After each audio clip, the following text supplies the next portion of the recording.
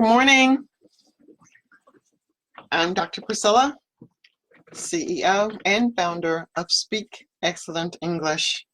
So, who's joining me today? Today is Sunday and it is Father's Day. For those of you who celebrate Father's Day, I am here to wish all of you happy Father's Day, and I hope that it will come in on a fantastic note for you. It is Sunday, June 16th, 2019, and the current time is 8:09 Eastern Time. Thank you so much for those of you who are watching me now on the live stream. And although I can't read your name, thank you very much for joining me. It is probably a name that is written in Arabic.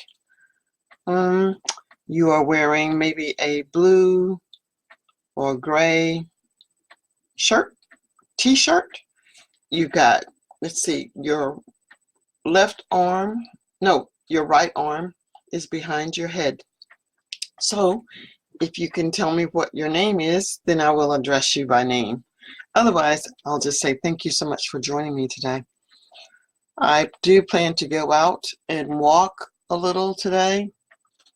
And what am I looking at? I'm looking for something to read while we're waiting to see if others will join us today.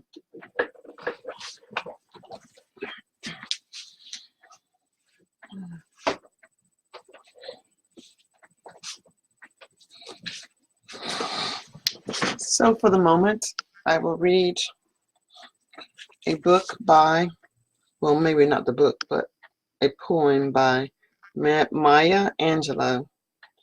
And it says, "Even the stars look lonesome." Maya Angelou, "Even the stars look lonesome." Please type a 1 if you can hear me. Please type the number 1 if you can hear me.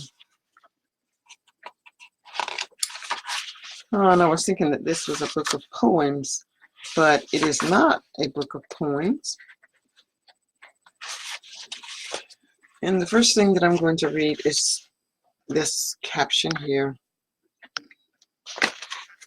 "A house can hurt, a home can heal."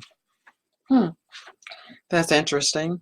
I'm not sure if I truly get the meaning, but I think of a house as a building.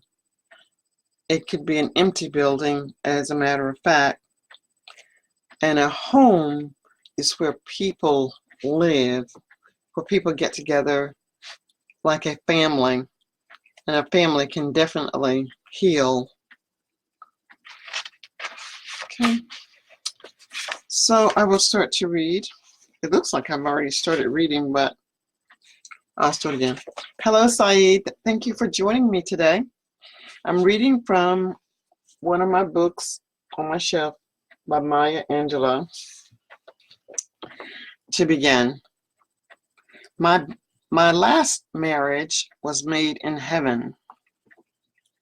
The musical accompaniment was provided by Gabriel, and angels were so happy that 10,000 of them danced on the head of a pin. It was the marriage to end all my marriages. My husband had dropped out of architecture school and become a builder. In fact, in Britain, where he had lived, he was called a master builder. Thank you for sending up the thumbs ups and the hearts. We married in Los Angeles, where he bought and rebuilt old houses, then sold them at handsome profits. We then moved to Sonoma County, where he found more old houses to refurbish. He restored a genteel, polished look to old Victorians and modernized 1930s bungalows.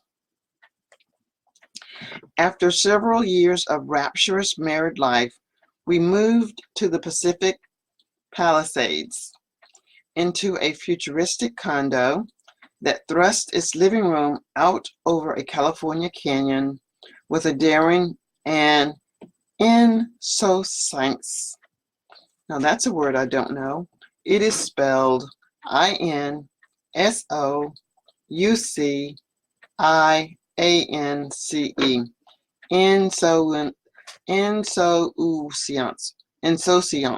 Insouciance. Okay. It was a California canyon with a daring and an insouciance, usually to be found only in a practiced drunk, pretending sobriety. Let's take a quick look to find out what this word actually means. Define INSOU. I'm going to look up that word and tell you what it means. And thank goodness for technology, because I'm just going to go to an online dictionary to find out what it means. Casual, lack of concern, indifference. See, something that's very casual. That is the meaning.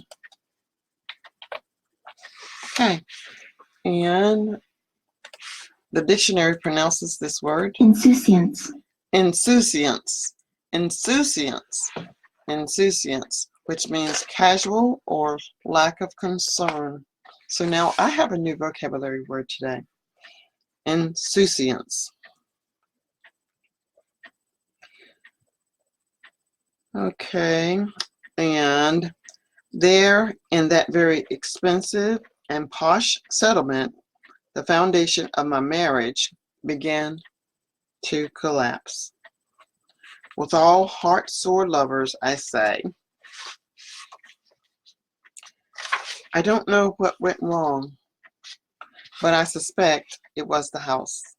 The living room was 2 stories high, and I put my large 3 by 5 foot paintings on the walls, and upon those vast reaches, they diminished and began to look little better than enlarged color posters. I laid my Indian and Pakistani rugs on the floor over the beige wall-to-wall carpeting, and they drowned in the vastness of the living room, appearing little more than colorful table mats on a large boardroom table. Everything was built in, such as the standard oven, microwave oven, grill, garbage disposal, compactor. There was nothing for my husband to do. Before, when our marriage had shown weakness, as all marriages do, I suppose I would argue with my husband on his procrastination in taking out the garbage, or his failure to separate the cans from the glass bottles, or his refusal to brush the Weber clean and empty the ashes. But at last, since the house did everything itself, I couldn't blame him for his inconsequential failures, and was forced to face up to our own real problems. Floundering or not, we still had the ability to talk to each other. I asked what he thought was the matter, and he said, "It's this damned house. We are simple people, and it is too damned pretentious." I did question if we were truly simple people. I was the first Black female writer-producer at 20th Century Fox, a member of the Board of Trustees of the American Film Institute, and lecturer at universities around the world, from Yale to the University in Milan, Italy. He was a builder from London, a graduate of the London School of Economics, the first near-nude centerfold for Cosmopolitan magazine, and formerly husband of Germaine Greer. Our credentials, good and bad, hardly added up to our being simple people. So those of you that are listening to me, if you have questions, please type them. If you want to make a comment, please type them, and I will respond to those as well. So thank you so much for listening, those of you that are still with me, and for those of you that will watch the replay. We agreed that the house was separating us. He thought it was time to move back to Northern California, where the grass was greener and the air purer, and we could live simpler lives. I would write poetry, and he would build ordinary houses. He went on a quest to the Bay Area and found an Art Deco house in the hills of Oakland with a magnificent view of the Golden Gate Bridge. His happiness was contagious. Our marriage was back on track.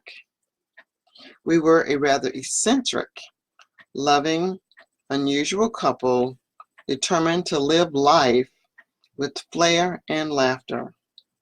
We bought the house on Castle Drive from a couple who had married a year before and had been busy bringing the house back to its original classical 3 pastel colors. I admit it was a little disconcerting to find that the couple had divorced before they even moved into the house. But I decided that that was their affair and was not necessarily a bad omen for our new house.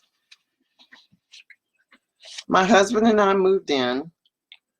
The beautiful parquet floors welcomed my oriental rugs.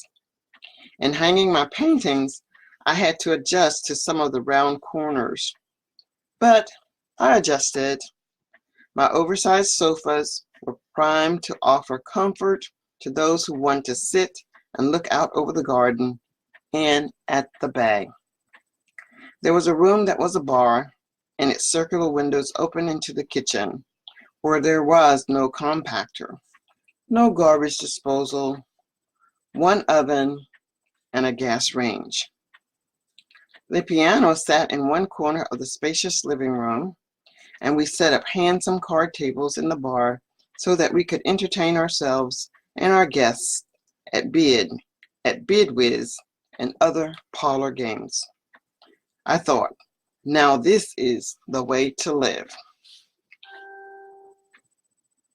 Within a month, I realized the house hated me. It was no consolation that it hated my husband as well. I was known as a good cook, and sometimes there were even flashes of brilliance in my culinary efforts. But in that house on Castle Drive, if I made bread or cakes, they would inevitably fall into soggy, resentful masses. When I fried chicken, the skin and batter would be crisp, and at the bone, there would be blood as red as cherries. The king-size bed we had brought, we even purchased it from Berkeley and brought it to Los Angeles and back to Oakland, fell in the middle of the night without any prompting of activity by the other occupants. My drapes, hung by professionals, came off the runners. The doors began not to fit the frame, and my piano would not stay in tune. The house hated us. My Airedale Toots preferred to stay out in the yard in the cold rather than enter the house. We had the bother and the expense of building a doghouse. Although the dog had been intended to be a house companion for me. Within 6 months, my husband and I were hardly speaking to each other, and within a year of moving into that formal architectural edifice, we agreed to call a halt to the struggle to save our marriage. We owned 2 large houses. I went away for 3 weeks, asking that when I returned, he would be moved into one of them, taking whatever he wanted of the furniture, paintings, linens, and other things we had accumulated together. I returned to the house on a dark evening and was reminded of something I had said to an interviewer years earlier. I had been asked what I would like as my last meal if I was going to die. I had replied, I don't want to think that far ahead, but if I were going to Mars tomorrow, I would like to have hot chicken, a chilled bottle of white wine, and a loaf of good bread. When I went into the darkened house, I was greeted by the aroma of roast chicken. There was a note on the refrigerator that read, "There is a hot chicken in the oven, a cold bottle of wine in the fridge, and a loaf of good bread on the cutting board. Thank you for the good times." Now, that's the kind of man I wanted to marry, and did marry. And if it wasn't for those two damn bad houses, I would still be married to him.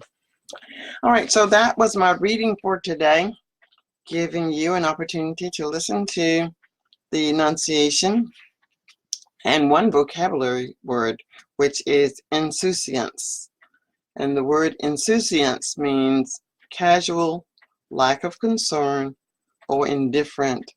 So it seems that the husband and wife are having an insouciance relationship. They're indifferent to each other. They don't really care for the other one. Thank you so much for joining. If you're watching the replay and you want to leave a note, comment, or suggestion, that would be fantastic. Until my next live stream, I'm Dr. Priscilla, the CEO and founder of Speak Excellent English. I want to invite you to join the Speak Excellent English Facebook group. And for those of you who would like to be in the Speak Excellent English Academy that meets every day, 24/7, that option is available to you. Just leave a note for me, and I will be happy to communicate with how to get involved with that. The cost of being a member of the Speak Excellent English Academy is $19.97. Take care, and thanks so much for listening. Bye for now.